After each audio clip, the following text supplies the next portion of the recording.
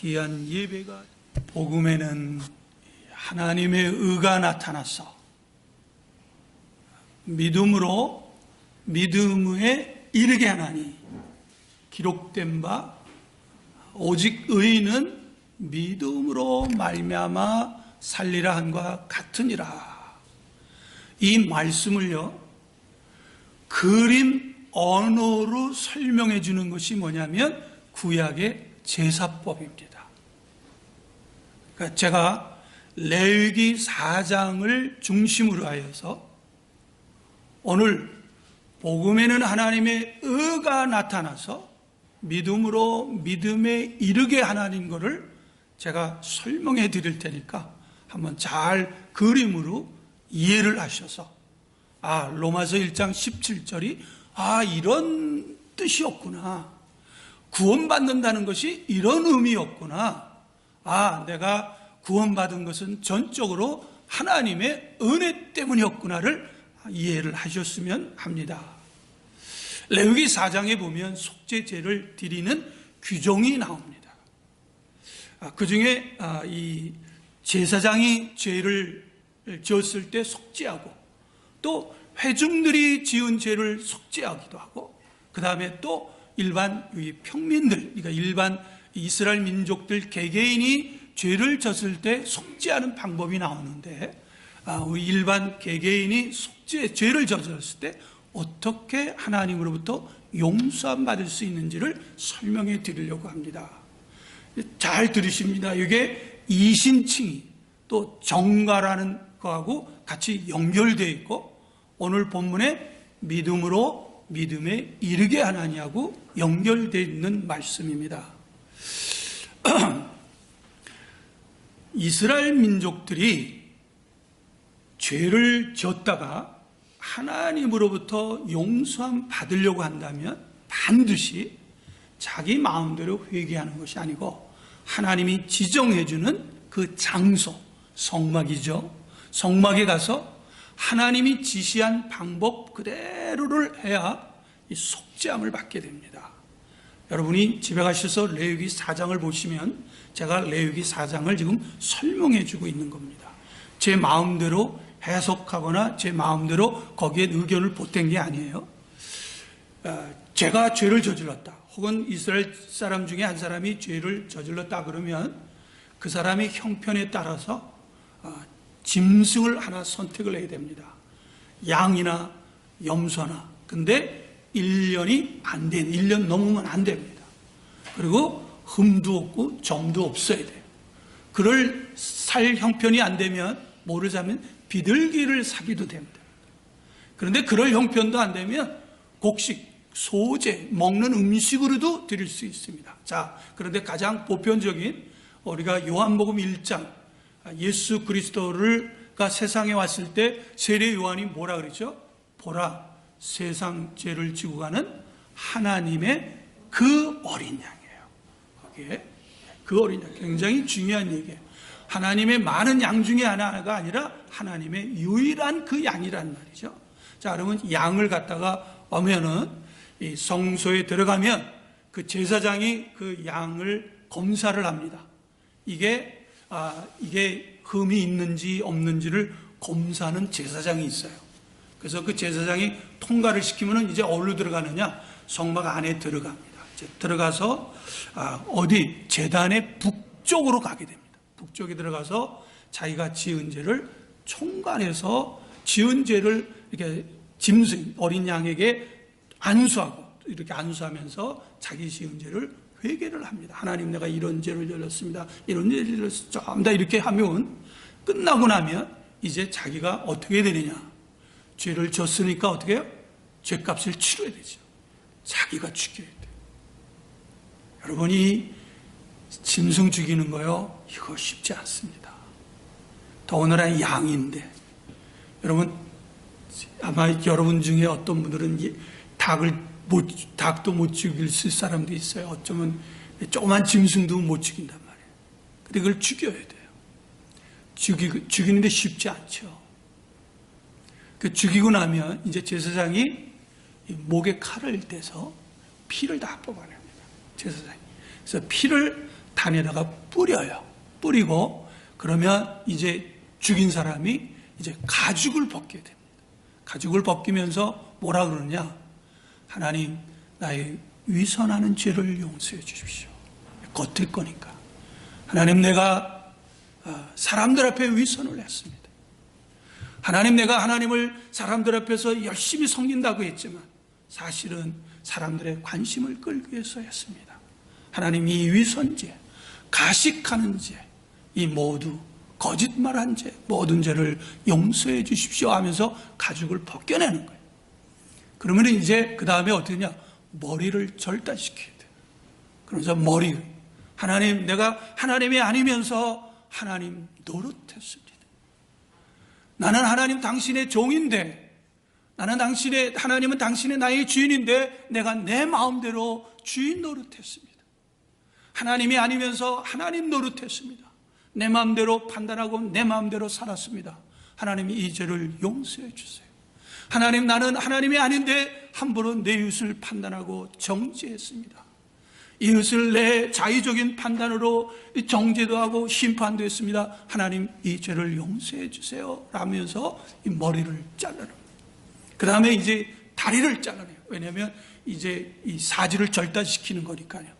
다리를 잘라냅니다. 다리를 잘라내면서 하나님이 살려고 하는, 하나님이 원하는 그런 삶을 살지 않고 내 육신이 원하는 이 삶을 내 다리 가지고 마음대로 살았습니다.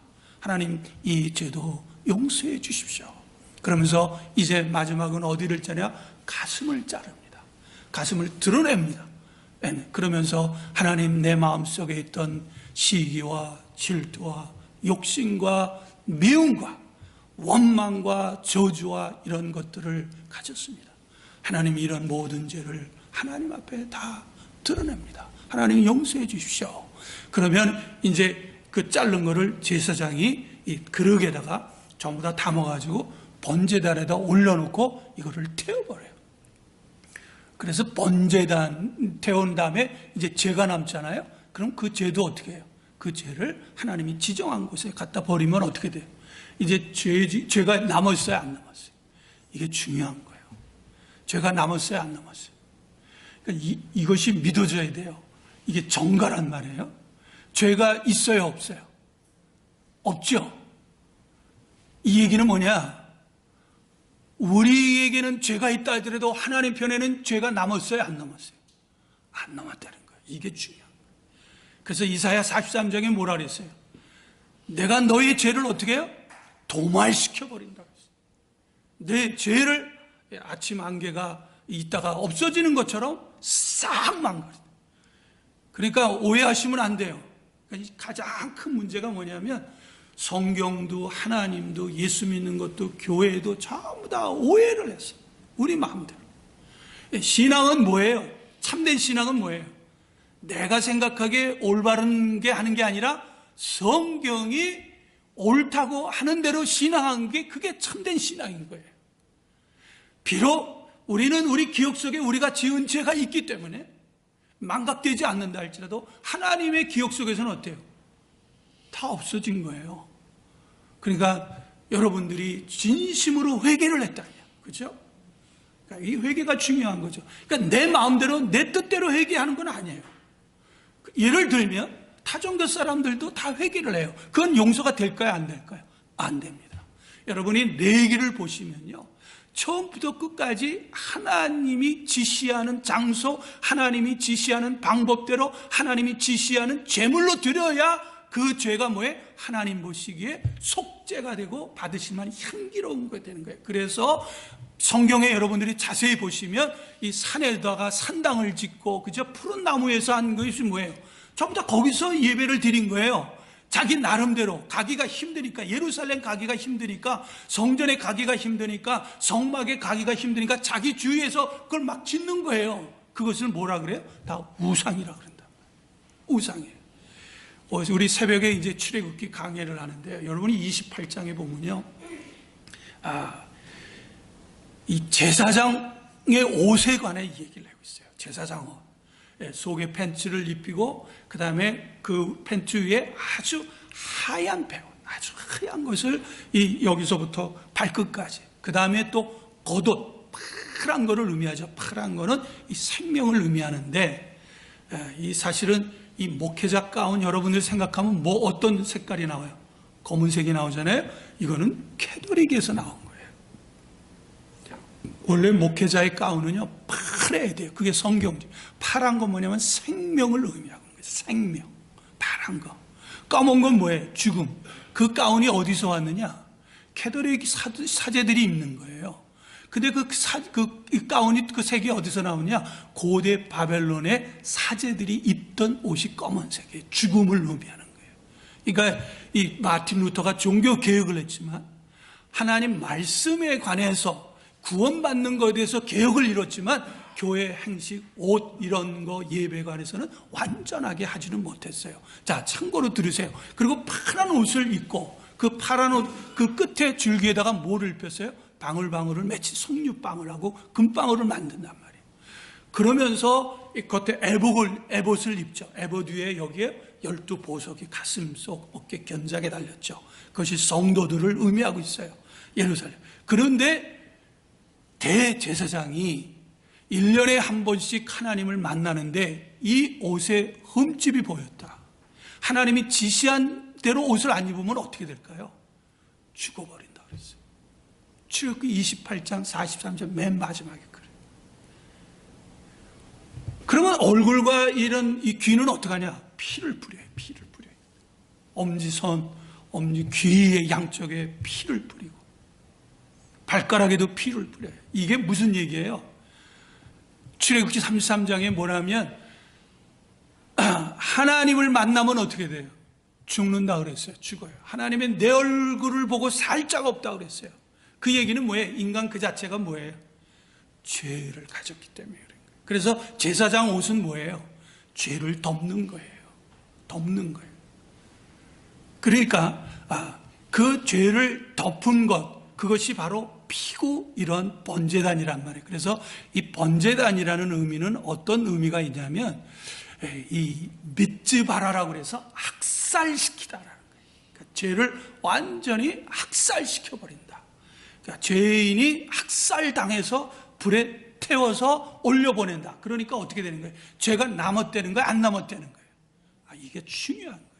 이건 오늘 본문하고 약간 포인트가 어긋나지만, 그러니까 회개는 진심으로 회개를 했다면 여러분들도 하나님으로부터 용서함 받은 했다는 것을 이렇게 믿으셔야 돼요. 어떤 분들은 죽어갈 때 이렇게 막 임종 때 가보면은 목사님 내가 옛날에 지은 죄 하나님이 다 기억하실 거죠. 정말 하나님이 기억하실까요? 회개하지 않았으면 기억하겠죠. 회개했으면 어떻게 해요? 이건 믿으셔야 돼요. 이건 아멘 하셔야 돼요. 벌써 우리 집사님 얼굴이 환해지시네. 예. 자, 그러면 오늘 본문을 또 한번 보십시다. 그러니까 이 제사는 이 창것에 대한 뭐예요? 그림자예요. 그림자. 제가 지금 제사법을 설명했잖아요. 이것은 뭐에 대한 모형일까요? 오실 예수 그리스도의 모형의 그림자. 그분이 누굴까요? 하나님의 어린 양이고, 그분이 요한복음 1장 14절에 어떻게 했어요? 그 말씀이 육신이 되어 우리 가운데 거하심에 뭐가 되었다?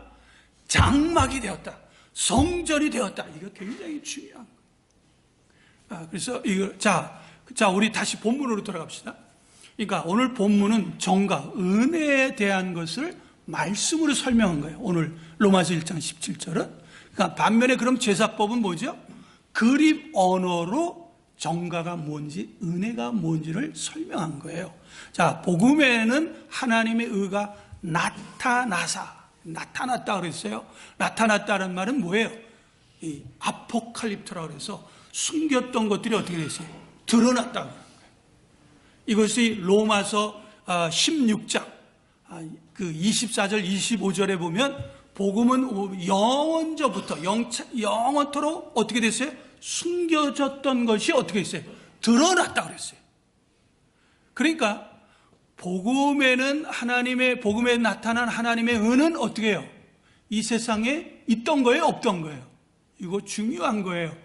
복음 안에 나타난 하나님의 은은 이 세상에 없는 거예요. 없어요. 이거는 하나님의 의예요. 그러니까 이 세상 거하고 상관이 없어요. 그래서 그 종교개혁자 루터과 칼빈은 뭐냐? 복음 안에 나타난 하나님의 은은 세상에 존재하지 않는 의라고 그랬어요. 그러니까 이 복음에서 나타난 하나님의 은은 이게 하나님께서 계시해 주면 알 수 있을까요? 없을까요? 세상 사람들은 모른다. 당신이 예수를 믿으면, 당신이 회개를 하면 예수님이 그 죄를 감당하시고, 그래서 감당하시기 위해 십자가에 못 박혀 죽었습니다. 당신은 그래서 용서받고 구원을 받았습니다 하면 세상 사람들이 뭐라 그래요? 미친 소리 한다고 그러잖아요. 정신 차리라고 그러잖아요. 그런 비논리적인 게 어떻게 있냐? 아니 2000년 전에 죽은 예수하고 지금 내가 죄 용서함 받고 구원받는 건 무슨 상관이냐? 이런 얘기가 나온단 말이에요. 마찬가지. 그래서 이 복음은 뭐예요? 철저히 감춰졌는데 누구에게 드러나요? 하나님의 성령의 계시받은 자에게만 드러나는 거예요. 이것이 무슨 말씀이에요? 고린도전서 2장 9절과 10절에 뭐라 그랬어요? 하나님께서 계시한 하나님의 복음은 어때요? 눈으로도 알 수 없고 귀로 들어도 알 수 없고 마음으로도 알 수 없지만 오직 고린도전서 2장 10절에 뭐예요? 오직 하나님의 성령으로 이것을 우리에게 보이셨으니, 이게 보이셨던 게 뭐예요? 아포칼립토, 나타냈다 그랬어요. 그러니까 우리가 여러분 구원의 확신이 없는 사람이 있을 수 있어요. 왜냐하면 우리는 뭔가 특별한 것을 체험해야만 구원이 있다고 그러는데요. 요한복음 3장에는 뭐가 체험해요? 예수가 나의 구세주고 예수가 내 죄를 위해 돌아가셨다는 것이 믿어지면 그것이 뭐예요? 성령을 통해서 우리가 믿어지는 거예요. 워낙 그 세상에서는 예수 믿으면 요란한 일이 벌어져야만 구원받았다고 하는데요. 예수 그리스도가 나의 구세주로 믿어졌다고 하는 그 자체가 뭐예요? 고린도전서 13장에 뭐냐면 성령으로 하지 아니하고는 누구든지 예수를 주라고 시인할 수 없다고 그랬어요. 그러니까 두 번째 또 하나 볼까요? 여기 복음 안에서 나타난 하나님의 은은 인간의 노력과 상관이 있어요, 없어요? 전혀 상관이 없죠. 왜? 복음에서 나타난 하나님의 은은 세상에 없는 거니까. 이건 인간하고는 전혀 관계가 없는 거예요.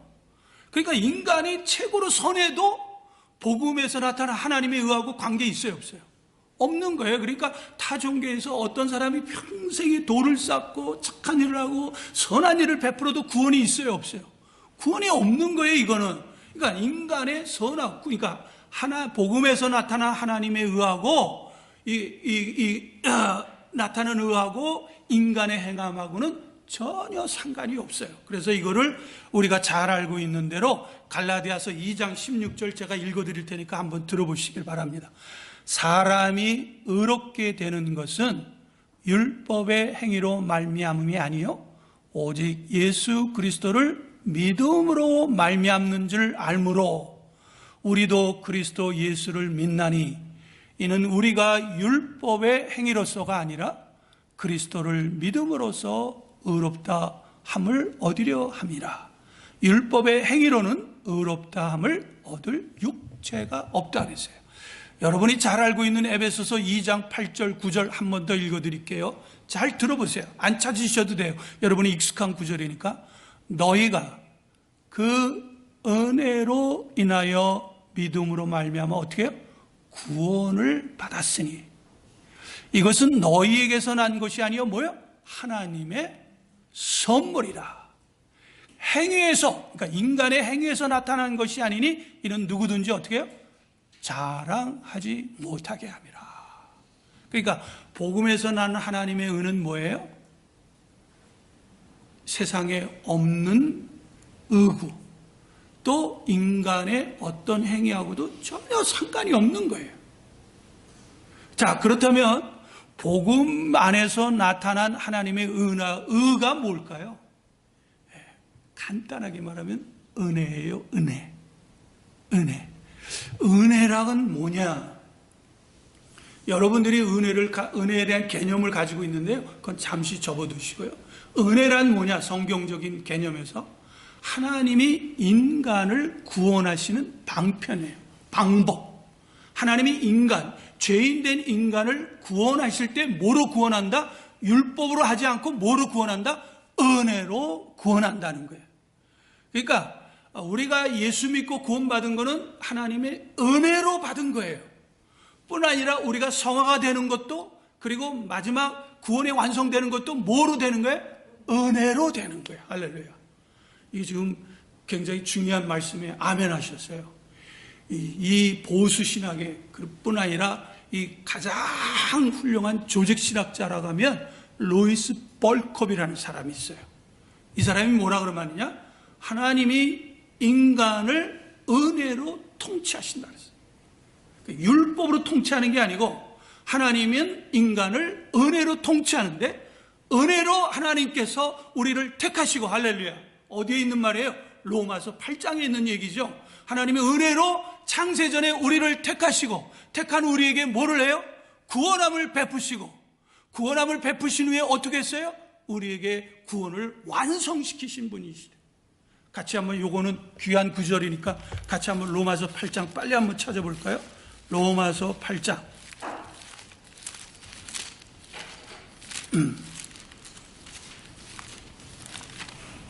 로마서 8장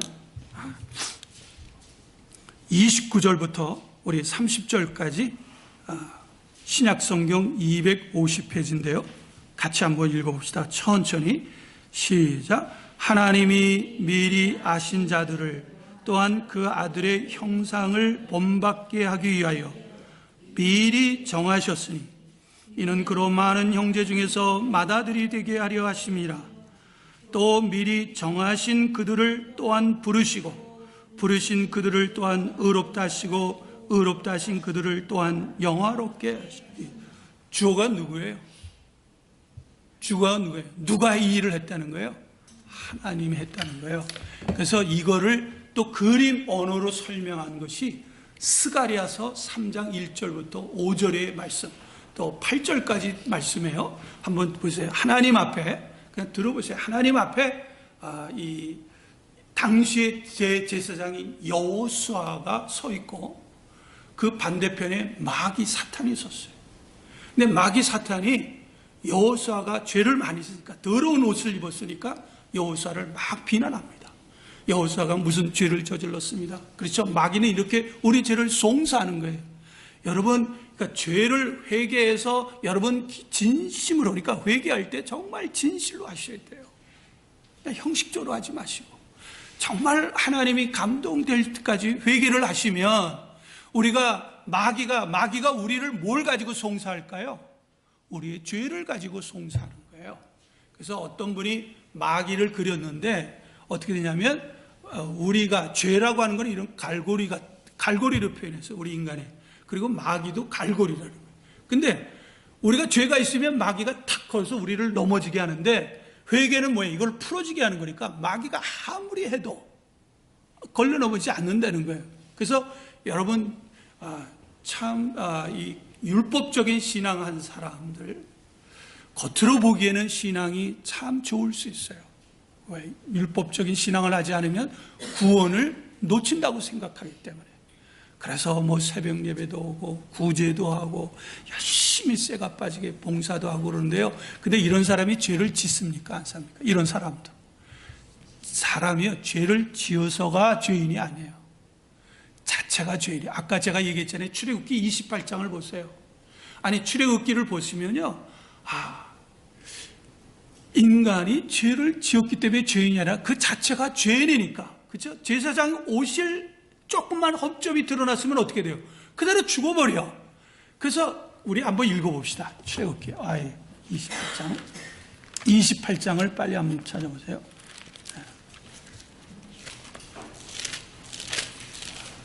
28장은 구약성경 126페이지인데요. 우리 43절 같이 한번 읽어보십시다. 42절부터 43절까지 같이 한번 읽어볼까요? 시작. 또 그들을 위하여 배로 속바지를 만들어 허리에서부터 두 넓적다리까지 이르게 하여 하체를 가리게 하라. 아론과 그의 아들들이 회막에 들어갈 때나 제단에 가까이 하여 거룩한 곳에서 섬길 때 그것들을 입어야 죄를 짊어진 채 죽지 아니. 죄를 짊어졌다는 얘기가 뭐예요? 지금 죄가 있는데 그 옷으로 뭐를 가린 거예요? 죄를 가린 거란 말이에요. 그 죄를 안 가렸으니까 어떻게 해요? 죄값으로 죽는다는 거예요. 그러니까 죽지 어떻게 한다고요? 죽지 아니하리니. 그렇죠? 죽지 아니라. 그러니까 이 옷이 뭐예요? 로마서 14장 13절에 보면 우리가 예수 그리스도로 옷을 입고, 그렇죠? 그리스도의 옷을 입는 거예요. 이게 그리스도 전부 다 예수 그리스도에 대한 이 메타포 상징이란 말이죠. 자, 이게 스가랴서 3장 1절에서부터 5절 내용을 제가 설명하겠습니다. 다시 말해서 은혜가 뭔지를 설명하려고 하는 거예요.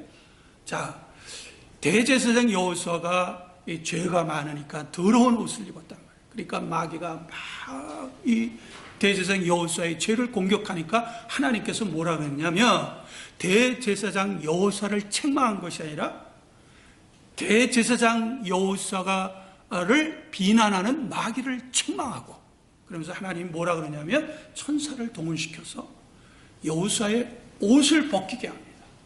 잘 들으셔야 돼요. 여호수아가 옷을 벗은 거 아니에요. 옷을 벗기게 합니다.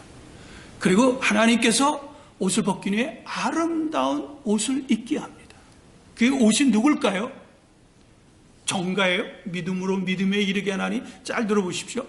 그런 다음에 하나님께서 머리에다가 정결한 관을 씌우게 하십니다. 그러면서 스가랴서 3장 8절에 뭐냐면 이것은 올 사람들의 모든 사람들을 위한 예표라고 그랬어요. 예표. 그러니까 대제사장이 옷을 벗고 아름다운 옷을 입고 정결한 관을 씌운 건 누가 한 거예요? 여호수아가 한 겁니까? 그렇게 생각하시면 정말 섭섭하네요. 지금 전부 다 저는 지금 우리 인간의 행위를 강조하는 게 아니라 전부 다 하나님이 하신 일을 지금 강조하는 거예요. 복음에서 나타난 하나님의 의가 누가 한 것이다? 하나님이 하셨다는 거예요. 구원은 처음부터 끝까지 하나님이 한 것이 복음에서 난 하나님의 의고, 그 복음에서 난 하나님의 의를 간단하게 하면 은혜라고 하는 얘기예요. 그 은혜가 뭐냐? 하나님이 처음부터 구원을 해서 처음부터 마지막까지 했다고 하는 것을 그림으로 설명한 것이 이 대제사장 여호수아가 옷을 갈아입는 거예요. 옷을. 그 옷을 누가 갈아입힌 게 누구였어요? 바로 하나님이셨다. 그래요. 구원은 철저하게 처음부터 마지막까지 하나님으로 했단 말이에요. 그러면 그것이 뭐에 대한 예표라고 그랬죠? 3장 8절에 올 것, 뭐에 대한 예표니까 참 것이 뭐예요? 예수 그리스도의 뭐예요? 은혜라는 거예요. 은혜는 뭐예요? 하나님이 인간 구원을 해서 처음부터 마지막까지 했다. 아, 그러면 나는 가만히 있어도 된다. 이 생각은 좀 보류해 주세요. 그거는 아닙니다. 근데 오늘은 은혜를 얘기를 하기 때문에 다음에 얘기를 하겠습니까? 어떤 사람은 은혜를 했으니까 아, 그러면 나는 죄를 지어도 된다? 이런 생각을 했는데 이런 사람은요 100% 하나님의 은혜를 모르는 사람이에요. 하나님의 은혜를 체험한 사람은요 그렇게 말할 수 없죠. 설령 내가 죄를 짓고 설령 내가 넘어지고 자빠지더라도, 그죠? 넘어지는 게 또 넘어지고 또 넘어져도 뭐예요? 아, 이래도 된다는 말 대신에 뭐예요? 하나님 앞에 회개를 하는 거죠. 하나님의 은혜를 아는 사람은, 그러니까 교리로 구원받은 사람하고 하나님의 은혜로 구원받은 사람은 차이가 나는 거예요. 자, 이 모형인데, 이 예표인데 그 참것이 뭐냐면 바로 예수 그리스도고 그리스도의 은혜라고 하는 것이고, 그 은혜가 뭐예요? 오늘 본문에 복음에서 나타난 하나님의 의라는 것이고, 이거를 로마서 4장 3절엔 뭐라고 그랬어요? 아브라함이 하나님을 믿음에 그의 믿음을 뭐로 여겨? 의로 여기신 거예요. 아, 이거 중요하죠? 창세기 15장 6절 제가 이걸 설명을 했어요. 왜냐하면 이건 구원관이기 때문에요. 여러분 이거 잘 이해가 안 되시면 유튜브 들어가셔서, 제 설교는 잘한 건 아니지만 이 하나님의 진리를 설명한 거니까, 창세기 15장 6절 믿음은 누구의 역사한 결과라 그랬어요? 내 의지에서 나온 건가요? 하나님이 우리를 설득한 결과인가요? 믿음은. 그렇죠? 그래서 아브라함이 하나님을 믿음에 할 때 여기 믿음이라고 하는 말인 원문이 아만인데 어휘 변해서 배해 해민인데, 그렇죠? 이것이 뭐예요? 하나님이 우리를 설득시켜서, 뒤집어 얘기하면 어떻게 해요? 믿음으로 믿음에 이르게 된 결과라는 거예요. 그러니까 로마서 1장 17절 믿음이 두 가지가 나오죠. 두 번 나오죠. 그렇죠? 두 번 나오잖아요. 이건 문법적으로 하는 것이 아니라 왜 이 믿음으로 믿음에 이르게 나느냐, 그 얘기가 뭐예요? 하나님의 말씀을 믿으니까. 그렇죠? 근데 그 믿는 것도 누가 하셔서? 하나님이 설득을 시키고 성령을 통해서 깨우쳐져 가지고 아브라함이 믿어진 것. 그러니까 수동형이라고 그랬죠. 수동. 그러니까 믿어지게 된 거예요. 그러니까 하나님이, 그래서 이게 믿음으로 믿음에 이르게 하나한다, 이 얘기가 된 것이고요. 자, 그렇다면 이제 쉽게 말을 정리하면 이제 은혜는 뭐냐? 다시 말해서 복음에서 난 하나님의 은은 이 은은 뭐냐? 우리의 구원을 위해서 구원에 시작하신 분이 누구예요? 누가 천지를 창조했어요? 하나님이 하셨죠. 왜 천지를 창조하셨어요? 우리를 구원하시려고. 우리를 어떻게 구원하시어요? 하나님의 방법으로 구원하시기 위해서 어떻게 해요? 그 말씀이 어떻게 됐어요? 육신이 되어 올 가운데 거하심에 뭐가 되었다 그랬어요? 거하심이라는 번역이 보다는 뭐라고 그랬어요? 장막 성전이 되었다 그랬잖아요. 그러니까 요한복음 3장에서 뭐라 그랬어요? 눈에 보이는 예루살렘 성전을 어떻게 하라 그랬어요? 헐어버리라 그런 거예요. 거기가 타락했기도 했지만 타락했기 때문에 헐어버리라는 게 아니에요.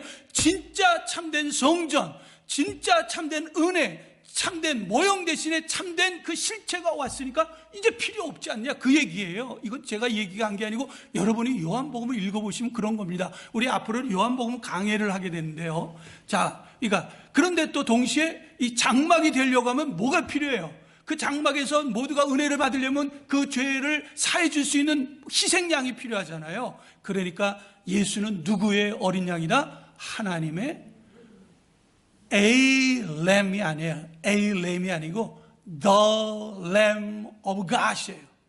유일한 어린 양이란 말이에요.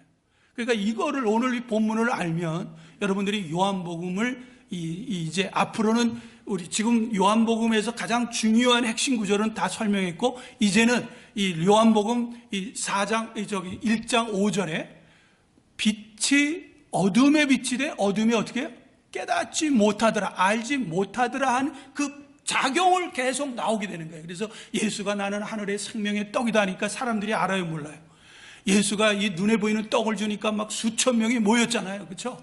막 모이고 뭐 오병이의 기사와 이적을 일으키고 예수님이 그냥 바다 폭풍을 잠재우게 하니까 사람들이 몰리고 귀신을 내쫓고 병든 자를 치료하니까 막 몰려들었는데 예수님이 뭐를 참 것을 얘기해서 나는 하늘에서 내려온 생명의 떡이다 하니까, 야, 이거 무슨 얘기냐 이게, 생명의 떡을? 그래서 다 의심하면서 다 떠나갔자고 그랬다 그랬잖아요. 근데 누구만 남았어요? 지난 시간에 얘기했죠. 예수님의 12 제자들만 남았잖아요. 그렇죠? 기사와 이적을 할 땐 많이 몰렸는데 정말 예수님이 온 참된 목적을 얘기를 하니까 다 떠나더라는 거예요. 그러니까 오늘날도 얼마나 많은 사람들이 하나님이 원하는 신앙을 갖기보다는 뭐예요? 자기가 원하는 욕구를 채우기 위해서 신앙하시는 분도 많단 말이에요. 그렇다고 해서 우리가 욕구 없는 것을 신앙으로 채우지 말라는 얘기가 아니에요. 저는 지금 본질을 얘기를 하고 있는 거예요. 예수님이 오신 근본 목적을 얘기하니까 사람들은 그 근본 목적에 관심이 없고 뭐에 관심이 있어요? 자기들의 욕구, 자기들의 필요한 것을 채워주지 않으니까 다 떠나더라는 거예요. 이게 오늘날도 마찬가지예요. 우리 신앙이 뭐예요? 하나님이 정말 원하는 참된 신앙을 해야 그것이 하나님 보시기에 참된 신앙이에요. 이렇게 하지 않으면 나중에 하나님 앞에 가서 다 심판을 받게 된단 말이에요. 하나님의 심판이 없다면 우리가 마음대로 신앙하지 왜 이렇게 하나님이 성경 말씀대로 신앙하려고 합니까? 왜 이단이 생깁니까? 전부 다 자기 뜻대로 자기 마음대로 하기 때문에, 신앙하려고 하기 때문에. 자, 이제 다시 돌아가서요, 중요한 거, 이제 오늘 이 본문을 통해서 하나님이 우리에게 주시는 메시지는 뭘까요? 왜 본문을 주셨느냐? 우리가 은혜 때문에 구원함을 받았다는 거죠. 아주 행함 때문에 구원을 받은 것이 아니고, 우리가 인격 때문에 착하게 살고 선하게 살았기 때문에 구원받은 것이 아니고, 뭐 때문에? 하나님의 은혜를 받았기 때문에. 그래서 착하게 살고 선하게 사는 것은 뭐예요? 하나님의 은혜를 받았기 때문에 그렇게 사는 거예요. 내가 착하게 살았고 선하게 살았기 때문에 구원받은 것이 아니고, 그래서 야고보 사도는 그거를 강조하는 거예요. 네가 정말 믿음 있느냐? 은혜를 받았으면 그 은혜를 받은 삶이 나타나야 된다면서 행함을 강조한 거지, 그 행함 통해서 구원을 받는다는 얘기가 아니에요. 얼마나 많은 사람이 오해를 하는지 몰라요. 이 유튜브를 통해서 듣고 많은 분들이요, 제가 한번 이 구원을 하나님이 하셨기 때문에 영원히 실패할 수 없다고 그랬어요. 이 얘기는 제 얘기입니까? 성경에 있는 얘기입니까? 내가 택했나니, 그렇죠? 내가 선택했으니 나를 이겨낼 자가 어디 있다고 그랬어요. 하나님이 구원했는데 누가 그걸 뺐냐고요. 그런데 많은 분들이 야고보서, 히브리서, 또 6장, 특히 6장을 가지고 막 얘기를 해요. 근데 제가 히브리서 우리 강의하잖아요. 그래서 다시 이제 많은 요청에 의해서, 우리 교인들이 아니고 주위에 있는 요청에 의해서 히브리 강의를 조금 더 이 강해 설교 쪽으로 좀 갔으면 좋겠다. 히브리 이 설을 통해서 위로받고 있는 설교는 많이 듣는다 이겠다는데, 그런데 좀 원문에 좀 가깝도록 좀 이렇게 설교해달라 그래서 수요일 날부터, 제가 광고를 하겠지만 이번 주 수요일부터 처음으로 이제 이 강의를 시작합니다. 그러니까 여러분들이 수요일 날 히브리서는 굉장히 어려운 성경 구절이에요.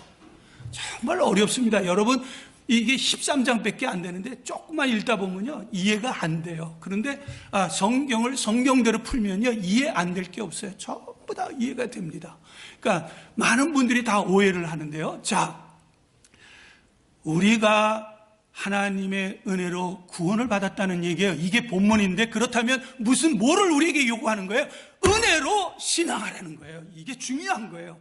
내가 은혜로 구원받았지 않니? 그렇다면 봉사할 때 뭐로 해라? 은혜로 봉사하라는 거예요. 이게 무슨 얘기입니까? 은혜 때문에 하나님께 감사하며 신앙하라는 얘기예요. 은혜 때문에 전심전력하라는 거예요. 예배를 드릴 때도, 찬양을 드릴 때도 은혜로, 내가 뭐 신앙이니까 예배를 드려야 된다, 착한 일 해야 된다, 선한, 이렇게 하지 마시고, 율법적인 것이고 인간의 어떤 선함이니까 그러지 말고, 하나님의 은혜를 네가 받았으면 그 은혜 받은 그것이 가장 큰 이유가 돼서 신앙하고, 은혜 받았기 때문에 그 이유가 돼서 이웃을 사랑하고, 은혜를 받았기 때문에 그것이 이웃이 그 원인이 되어서 하나님께 찬양하고, 은혜를 받았기 때문에 그것이 원인이 돼서 감사하는 거예요. 비록 내가 물질이 없어도 은혜를 받았기 때문에 감사하고, 육신이 약해도 은혜를 받았기 때문에 감사하고, 병이 들었어도 은혜를 받았기 때문에 감사하고, 내가 사업에 실패했어도 은혜 받았기 때문에 감사하고, 내가 물질이 많아도 은혜를 받았기 때문에 물질에 유혹당하지 않은 것에 감사하는 거예요. 이게 중요한 거예요. 우리 바울 사도가 하나님의 은혜를 받은 후에 어떤 신앙을 했는지 우리 고린도전서 15장을 같이 한번 찾아보십시다. 고린도전서 15장, 우리 신약성경 283페이지예요. 고린도전서 15장 10절, 9절과 10절을 같이 읽어봅시다. 율법적인 신앙과 은혜로 신앙이 비교가 되니까 우리 같이 읽어볼까요? 시작. 나는 사도 중에 가장 작은 자라. 나는 하나님의 교회를 박해하였으므로 사도로 칭함받기를. 왜 교회를 핍박했죠? 율법적인 신앙이에요. 율법적인 신앙은요, 아무리 선한 일을 해도 결과적으로는 뭐가 돼요? 교회를 핍박하는 거예요. 율법적인 신앙은요, 남을 죽이는 거예요. 그런데 한번 10절 보세요. 그래서 그러나 그랬죠? 같이 읽어봅시다. 시작. 그러나 내가 나 된 것은 하나님의 은혜로 된 것이니 내게 주신 그 은혜가 헛되지 아니하여 내가 모든 사도보다 더 많이 수고하였으나 내가 한 것이 아니요 오직 나와 함께 하신 하나님의. 이게 무슨 얘기일까요? 내가 은혜 때문에 수고를 엄청 많이 했다는 거죠. 그죠? 그런데 그 수고한 것이 뭐예요? 복음 전하는 수고를 했어요. 고린도후서 11장에 보면 바울 사도가 복음을 전하다가 어떤 순환을 당했죠? 돌에 맞아 죽을 뻔도 했어요. 굶주리기도 했어요. 가난에 처하기도 했어요. 그렇죠? 옥에 갇히기도 했어요. 그런데 그것이 뭐 때문에 한 것이다?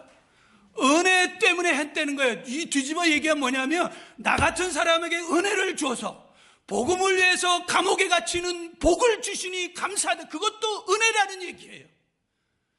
아니 복음을 전했는데 하나님 왜 이렇게 나에게 축복을 안 주십니까? 하는 건 율법적인 거지만, 그렇죠? 하나님이 축복은 주시나 안 주시나 하나님의 권한인데 우리는 그런 신앙하고 있잖아요.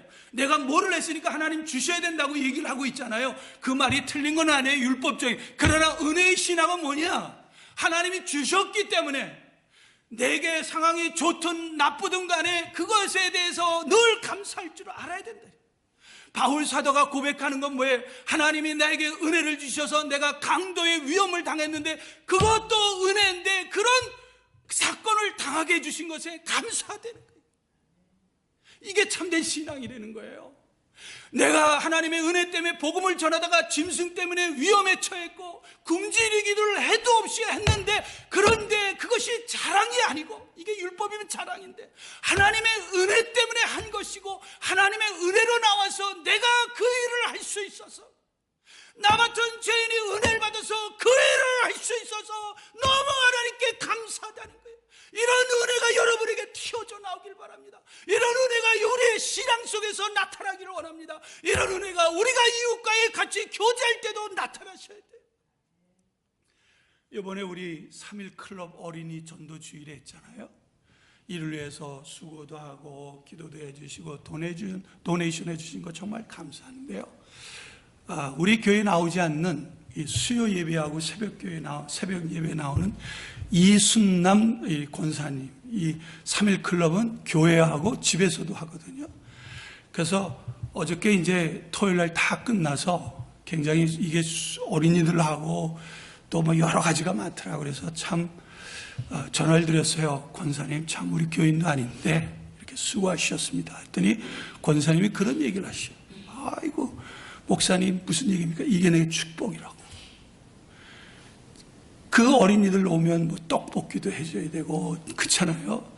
또 선생님들도 이렇게 뒤처리도 해주셔야 되고 그러는데 그게 감사되는 거예요. 축복이 되는 거예요. 저는 그분을 잘 모릅니다. 그러나 한 가지 그렇게 말씀하는 건 뭐예요? 은혜에서 나온 신앙이라는 거예요. 사랑하는 성도 여러분, 여러분도 아시다시피 저는 뭘 이렇게 강권적으로 하라고 말하지 않습니다. 왜냐하면 제 자신이 하나님의 은혜를 받았기 때문에, 그 은혜 때문에 여러분들이 원한다면 일을 할 수 있지만 그러지 않으면 가급적이면 제가 불가피하면 일을 뭐 이렇게 부탁하지 않습니다. 간단한 건 할 수 있겠지만, 자, 이 얘기는 제가 옳다는 것이 아니라 무슨 일을 하고 안 하는 게 중요한 게 아니라, 그죠? 하나님의 은혜를 우리가 늘 안고 살아가는 것이 굉장히 중요하다는 거예요. 여러분, 어떤 의미에서 여러분이 이 개척교회 정말 나오기 자체가 부담스럽죠? 그런데요, 생각을 바꿔보십시오. 하나님의 은혜를 받았다면 이런 교회를 섬길 수 있는 것은 뭐예요? 은혜예요.